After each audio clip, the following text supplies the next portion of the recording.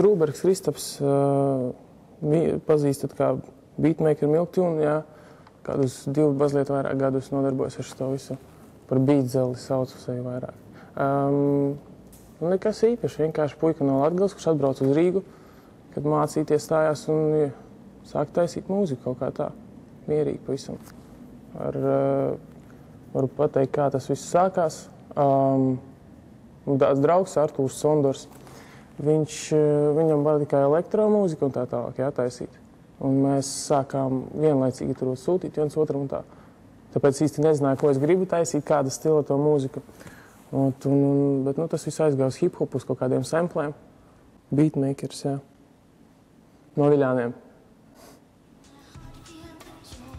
27. 27 tas ir pats magiskākais skaitlis priekš manis. Es nezinu, es zinu, tu jautā tāpēc, ka tie albumi, jā, 27. Vispār ideja par tiem albumiem arī es esmu teicis, ka tas diezgan spontāni sanāca, tāpatās izdomāju. Kad es izlaidu pirmo albumu šajā gadā, tas, man liekas, bija EP, Baliņa sirds, man liekas, tā bija. Un tad es izdomāju, ka es tāpatās 27, jā, tas būs albumi.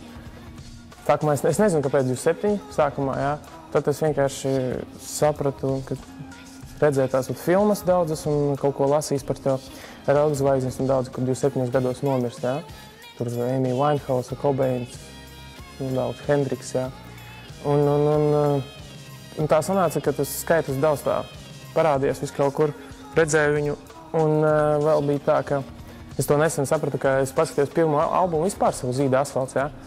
Un viņā bija 27 kompozīcijas tieši. Un tas nebija plānos, tas vienkārši tā arī bija. Un tāpēc tas skaitlis tā un liekas interesanti.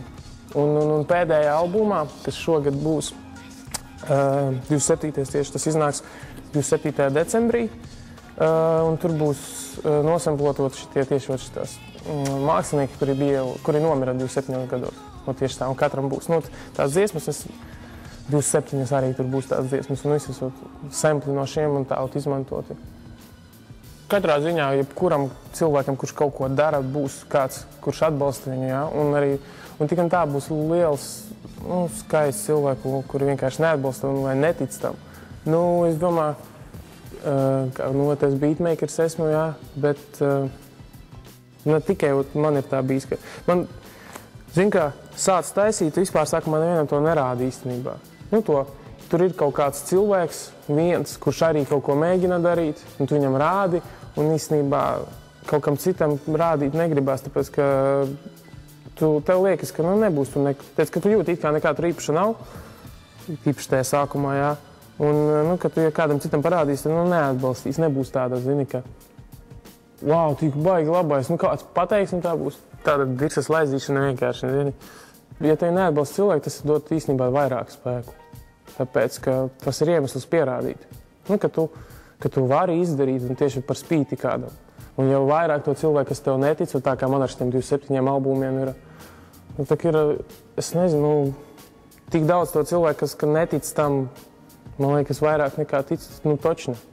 Bet tad redzēs, kā viņi uz mutes būs, kad 27. decembrī iznāk 27. albums.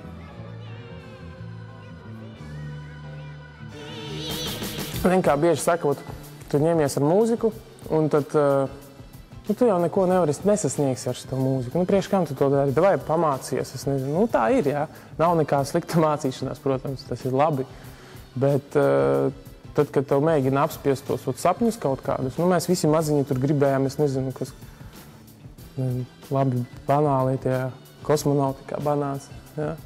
Un kāds gribēja par kaut ko kļūt, un tad tie sapņi it kā tas pazūd, it kā viss, īsti tu to negribi, tad nākamais kaut kas, jā, un tad, ja tev sapnis, tu nodarbojas ar mūziku, tev ir kaut kāds atbalsts, tev ir kaut kādi cilvēki, kas to klausās, jā, negribas saukt par faniem īsti, tāpēc, ka es īsti neizprotu to, kas tas vispār ir vārds fans, tāpēc, ka es nezinu, es tā īsti cilvēkiem neusticos, ne jau tāpēc, ka tur man bail būtu kaut kas uzticēties, jā, bet man liekas, ka cilvēki ir pārāk tādi divkosīgi, tāpēc, pat tie, kas atbalsta, bieži vien tev aiz muguras var būt, pilnīgi savādāk cilvēki.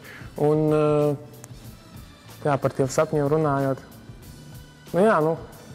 nu, netic joprojām. Es zinu, ka netic tikai es esmu pārvarējis to un es eju tālāk. Es gribu to taisīt, to mūziku, es taisīšu un, zinu, kā miljonāri, tev liekas, tu skaties uz tos, MTV kaut kur ieraudzīt. Viņš taisa mūziku un viņš ir miljonārs un tev liekas, bļā, kā es to gribētu. Nu, tāda ne jau to īsti to naudu vajag, ja man būtu miljons, es pirmā kārtām sev nopirktu alu, cigaretes un čipsus, jā, tik un tā. Bet man būtu iespēja to izdarīt, jo man ir tā nauda, jā. Tāpēc tie sapņi par naudu, tas ir vairāk kā, es nezinu, nu viena daļa no tā visa. Tas, ka jā, tevi neatbalsta tik ilgi, kamēr tev kļūst pilnīgi vienalga tas. Jā, tas, ka viņi neatbalsta, tu to pat neredzi. Tas ir tāpat, kā es nezinu, Twitterī tu man seko līdzi, jā, un tā kā es tur sāku rakstīt tos savus muļķības visu laiku, jā, un tu vienkārši griezīs cauri un tu to neskatīsies uz tām neinteresantām, nesvarīgām lietām. Tu pats atradīsi, ko tev vajag, jā. Un tāpat arī ar to neatbalstīšanu, tev jau viss, tev vienalga ir. Tu zini, ka ir kāds haters un ka viņi būs obligāti, un tad tas arī beidzas. Tu turpini darīt un viss. Un tas ir. Ja padosies, tad tu vienkārši pierādīsi to, ka tevi salauza un viss. Zini, ka, man taču pašam arī bija, ka es gribēju to visu beigt. Bet tas nebija tāpēc, ka es tur salūzu no kaut kādas neatbalstīšanas, jā. Tas bija vienkārši tāpēc, ka es tādu izdomāju, viss es vairāk negribu. Tas bija šogad, bet es pateicu, ka es izlaidīšu tātos 27 albumus un es pa visu danu. Vairs to nedarīšu. Es nezinu, nevaru pat paskaidrot, kāpēc tā es izdomāju. Bet galvenais tikko es uzrakstīju tur tādu kā, nezinu, atklātā vēstuli varbūt, jā. Uzrakstīju to. Un tad es tikko uzrakstīju, ka es vairs netaisīšu mūziku, es sāku uzreiz viņu taisīt.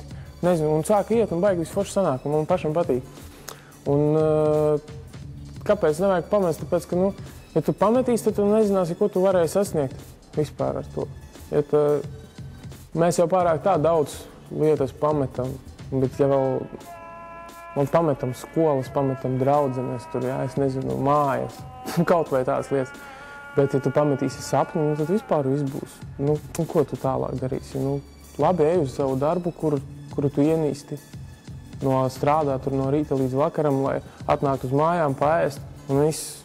Labi, atkal rīt no rīta. Un tad sagaidi savu piekdienu, sestdienu, svētdienu notikti mājās, ienīstot pasauli, un viss. Un, saprot, ja tu pametīsi, tad tu vienkārši nekad nevarēsi zināt to, ko tu sasniedzis. Un tas cīnīties ar to vajag tā, ka, saku, vajag ādā laika kļūst biezāka katrā ziņā.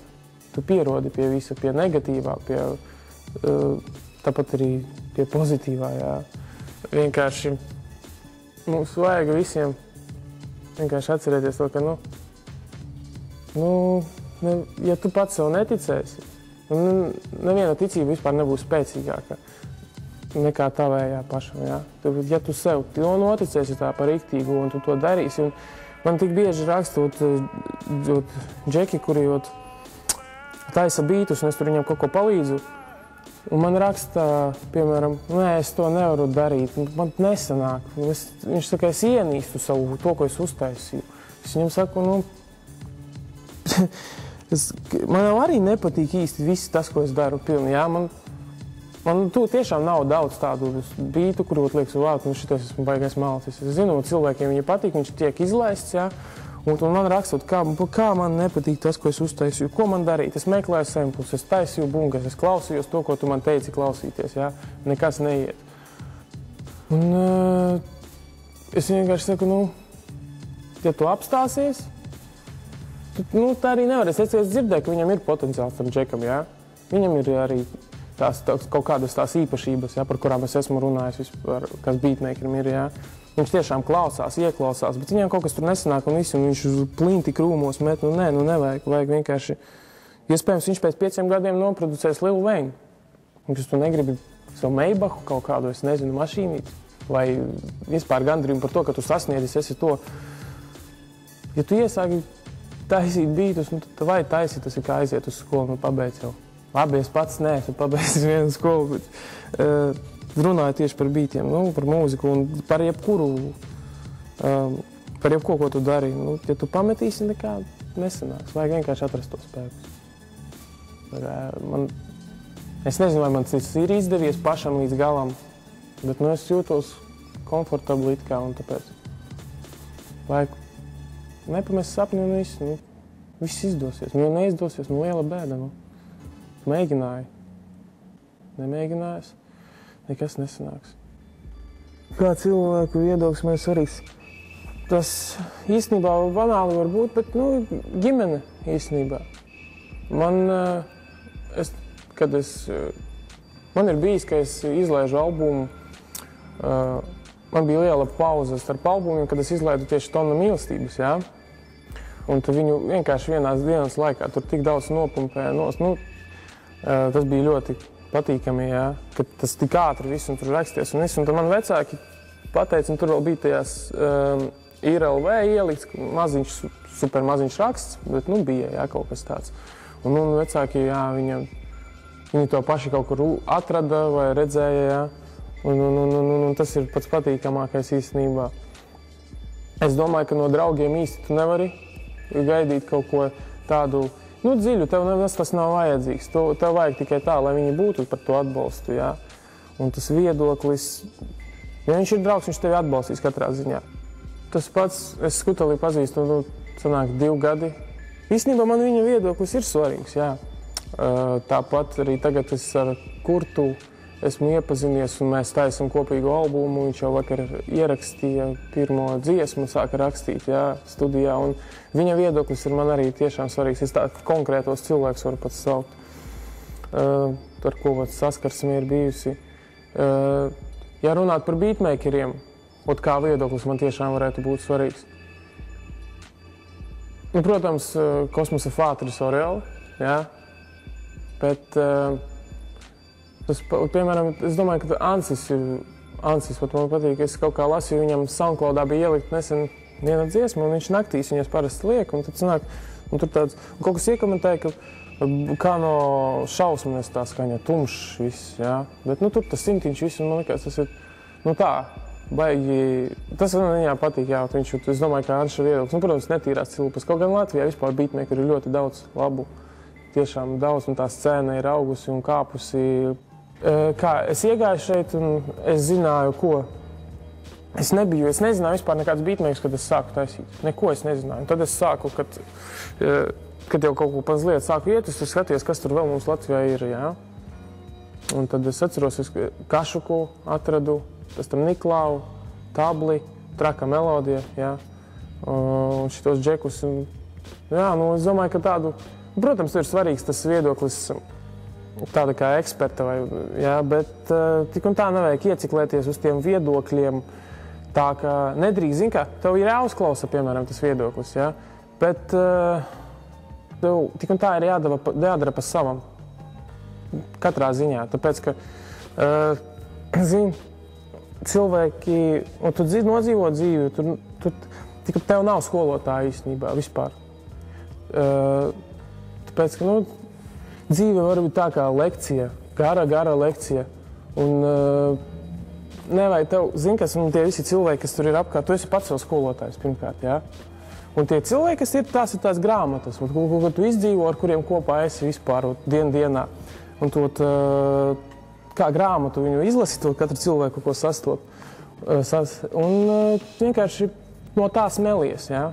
Un tu pats sev iemāci galu galā to visu. Tāpēc tie visi viedokļi, ko tur eksperts, draugs vai, es nezinu, fans pasaka, tu to dzirdi, tu to tā, it kā apkārt, nu tā sajūti kaut kur apkārt ap tevi, tas viss notiek, jā, ok, viss kārtība, tik un tā es darīšu pa savam, jo, ja tu mēģināsi visu laiku pielāgoties pie kaut kādiem viedokļiem, jā, tev ir jāuzklausa, tur tu varētu būt labāk, bet ja tu pats uzskati, ka tur ir labāk un tās ir tavas reāli domas, un tad varbūt tiešām arī ir labāk, un katram būs, visiem jau labs nebūs, jā.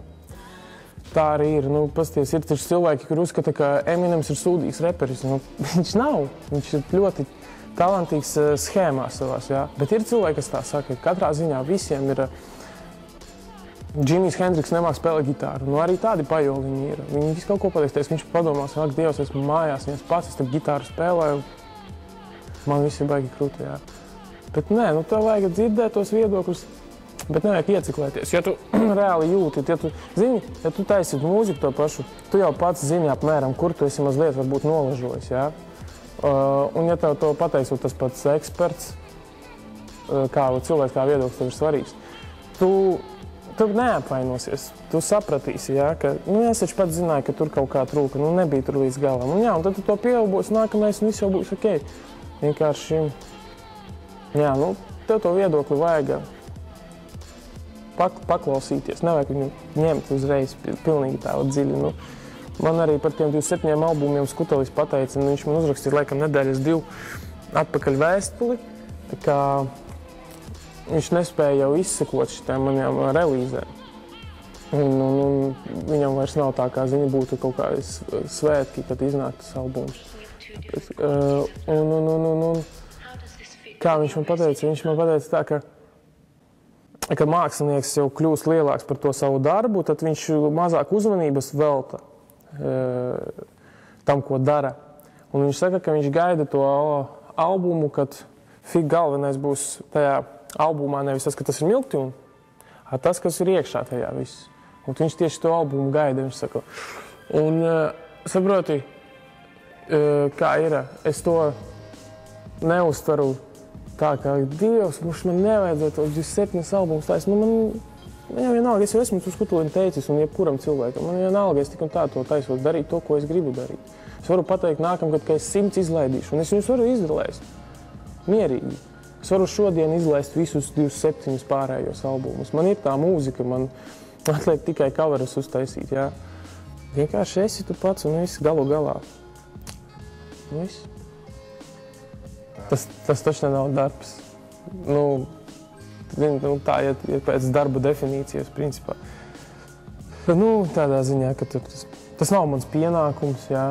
Man tas nav obligāti jādara vispār tā. Es to daru tāpēc, ka man patīk, un jā, to var uzskatīt par mīlestību.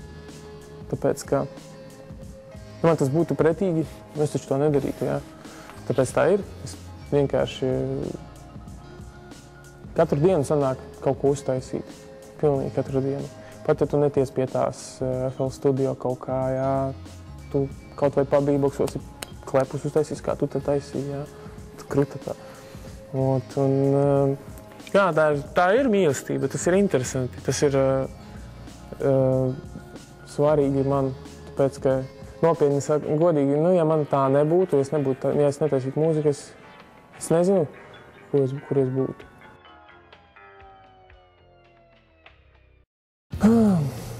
Var atkal atgriezties pie Skuteļa. Tas mirklis, kad es izdomāju, ka es vairs netaisīšu mūziku, izlasīja to Skutelis.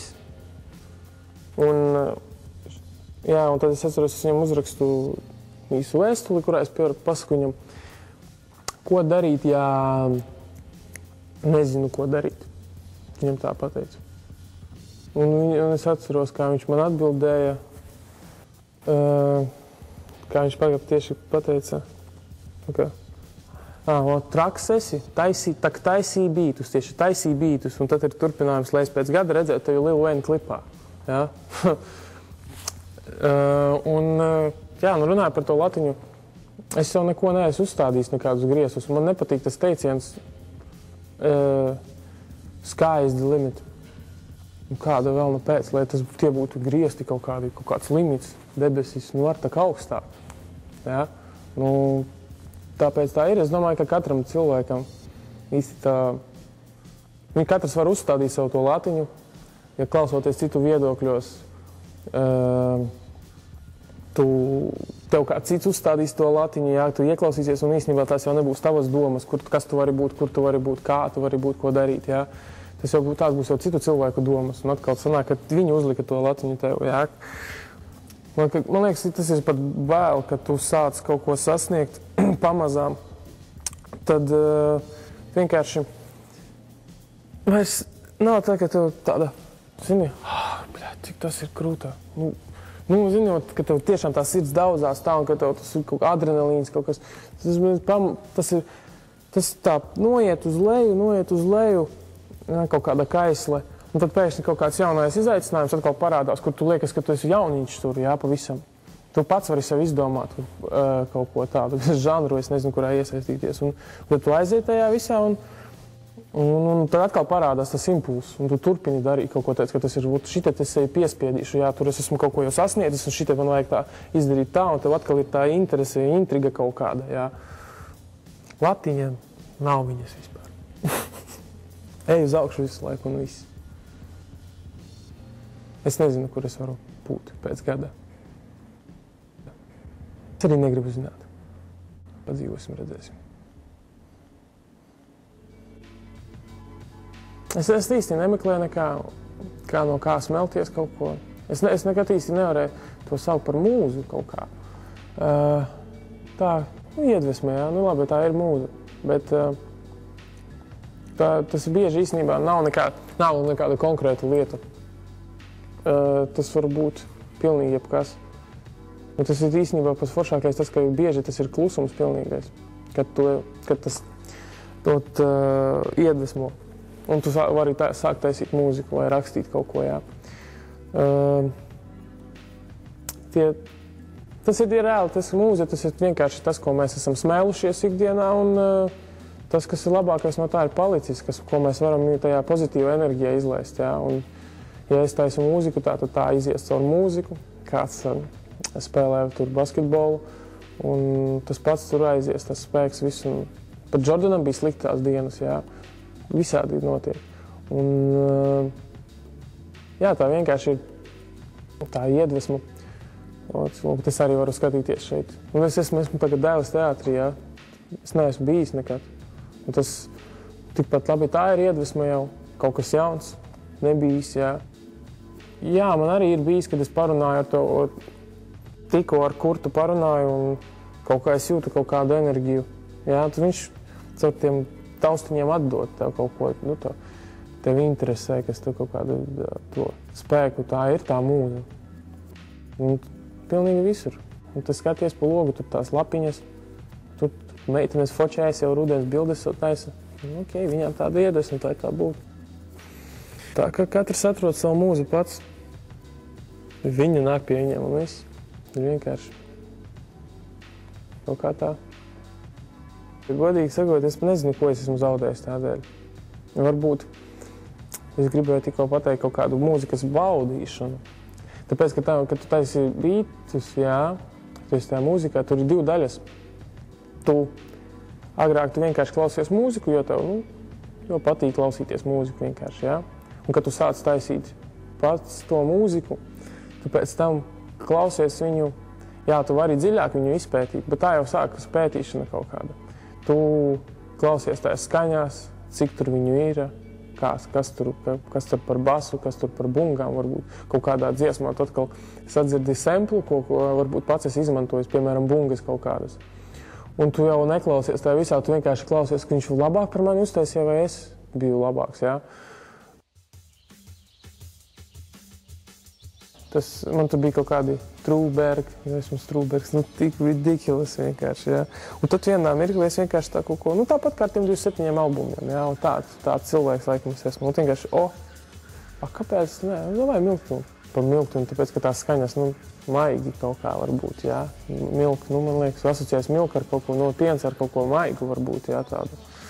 Un ka tās skaņas jauta kaut kādas tādas arī ir. Kaut gan, protams, man ir arī kaut kāds brutālāks. Jā, tas nav obligāti. Ja esmu milktuni, es taisīšu tikai jauku mūziku, tad nebūs arī saskābis tas piens kādreiz, jā. Mūzika aizņem lielu daļu. Jā, tā kopumā, ja teikt, mūzika tīsnībā visu dienu, tāpēc, ka tad es klausīties visu laiku klausot kaut ko, jā. Piemēram, tā īsta taisīšana. Man ir tā, ka principā man FL Studio ir atvērts 24/7. Viņš ir atvērts, es varu kaut ko taisu, tad es gribu tagad pastīties seriālu. Pofik, ka pa vidu tas viss ir, jā, dziesma nepabeigta, piemēram. Es gribu šitā izdarīt. Un tas arī ir iemesls varbūt tāds, ka tur var arī kaut ko smelties tīri. Ja tu paskatīsies komēdiju bītu taisot, tev tas noskaņojums varbūt uzlabosies, jā. Un tu turpinās viņu taisīt it kā, vai pat to pašu samplu izmantot, kā zināms, ir pilnīgi savādāk viņu noflipot un pilnīgi savādāk izklausīties. Nu, ja man ir perfekta diena mūzikas ziņā, es domāju, es varu, pat, nezinu, stundas 6, 8 kaut kādas, jā. Tā, principā, stundas 2 ir obligātais. Man ir, es vairāk esmu cilvēks, kurš, man īstenībā vajag vairāk vainu, lai ir ļoti daudz cilvēku, kad es taisu mūziku vienā istabā, piemēram, jā. Vai arī, lai neviena. Man nepatīk, piemēram, ja būtu tur kādi pāris cilvēki, kaut kā, ne jau tas, ka man nepatīk, es nezinu, man kaut kā neiet. Es komfortabli jūtos, vai kad ir pilnīgi pilna istaba, bet kad ir pilnīgi pilns, tas ir pilnīgi ekvivalents tam, kā, ja neviena nav. Tas, ka viņi tur katrs savā starpā čalo kaut kam pazūd savās pasaulēs, un tad tu vari pazūst savā pasaulē un taisīt to mūziku, jā. Naktīs man ir bijis, ka es uztaisu, piemēram, pa nakti 4 stundas taisu mūziku, uztaisu kaut kādus 16 bītus. Bet tas viss ir nepiespiesti. Man nepatīk, ja man prasa, davai, tā, kur es esmu teicis, ka pagarini bītu, man nepatīk to visu darīt. Tas sanāk ielīst svešā dziesmā, svešā dvēselē kaut kā. Un es gribēju viņu tik garu, tad viņa ir tik gara un viss, jā. Tā, ka daudz laika pavadu pie mūzikas. Un tā visa ideja par to, ka parādīt džekiem, ir baigi pareizi, jo, es zinu, cilvēks, tā kā viņš domā, ka viņu neatbalsta neviens, un viņš tādā kā iegājis ir, zinu, bezizējā, un kur likties, es nevaru vairs to darīt, es it kā to mīlu, ko daru, bet man nesanāk, un kāds mani neatbalsta, man tur saka, nesanāk, vai arī tu jūti, ka tev, tie, kas saka, ka tev sanāk, viņi īstenībā melo tev acīs, jā. Un tas ir pareizi, ka mēs parādīsim, jūs parādīsiet, jā, ka visi tam ir gājuši cauri. Nav cilvēku, kas ir kaut ko vispār sasniedzis vai nodzīvojis dzīvi bez kļūdām vai bez tādām sajūtas, ka tu esi, kaut kāda, tā ir kaut kāda pusdepresija laikam, kad tev liekas, ka nekā tur nesanāks, ok, es varu mēģināt un tā. Nē, viņiem džekiem vajag to impulsu. Šeit parādīs, pienvedējis šeit sevi, pateica, dariet, viss būs kārtībā. Varbūt kāds arī to uztvers, un tas ir svarīgi, jā. Katram būs cilvēks, kurš jūs jau daudzus intervēsiet šeit. Un skatītājs, klausītājs, viņš atradīs to savējo no visa. Un kā es teicu, ka neviens te nav skolotājs, es nekādā veidā nevaru būt un neesmu un netaisos būt skolotājs nevienam. Katrs ir savs skolotājs, jā, es to teicu. Un tāpēc vajag vienkārši tur kaut smelties, un es domāju, ka džekiem tas baigi palīdzēs. Un tikpat labi tas cilvēks, kurš to skatījās ar tādām savām grūtībām, jā, ka viņam nesnāk, un viņš grib to visu pamest. Ka viņam neatbalsta, kaut ko tur iesmēja, par viņu ieņirts, jā. Varbūt viņš tieši noskatīsies uz tādām sajūtām, un tad, kad beigsies tas viss, un viņš pēc 2 gadiem vai gada, un manā vietā šeit sēdēs un dos to interviju, jā. Ka viņš liekas nesen, viņš tur bija pats tajā visā burzmā. Un tad viņš pēkšņi pats ir jau tas cilvēks, kuru klausās, jā, kurā varbūt ieklausās. Un es īstenībā brīnos, kāpēc tas nevar ātrāk noticis kaut kas tam līdzīgs. Jums ir baigi foršā ideja. Tas ir svarīgi. Tāpēc, ka ja cilvēkam pašam sev ir jāpalīdz, bet viņam kaut kādam impulsam no citiem arī vajag būt, jā. Ja viņš to noklausīsies, viņš dzirdēs, paņems to sev, obligāti viss notiks. Vajag tikai drusciņi pacensties. Es neesmu centīgs cilvēks īstenībā, jā, vispār. Bet kaut kādā veidā jau viss tas notiek, tas pašplūsma kaut kāda.